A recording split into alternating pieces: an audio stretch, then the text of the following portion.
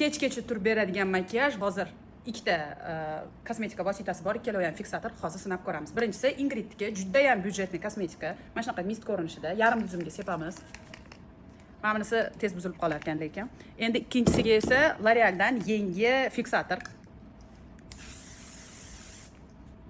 Xuddi lakka o'xshab sepiladi. Juda ham kojasi, terisi nozik bo'lganligi uchun maslahat bermayman, chunki lab sohalarini ozgina achishtirishi mumkin. Endi esa bularni svejiy salfetka yordamida tekshiramiz. Agar hozir makiyajim o'chib ketsa, syomka dabdalasi chiqadi. Syomkadan oldin olamiz.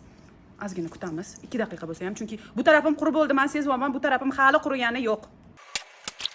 Oradan 5 daqiqa o'tdi va tekshiramiz. Ko'rib turibsizlar, L'Oreal sepilgan yuz deyarli umuman salfetkaga yuqmagan. Mana bu esa boshqa mist sepilgan yuz. Shuning uchun L'Oreal men uchun ertalab bo'yanib, kechqurun syomkaga chiqsam ham bo'ladigan yaxshi variantdir.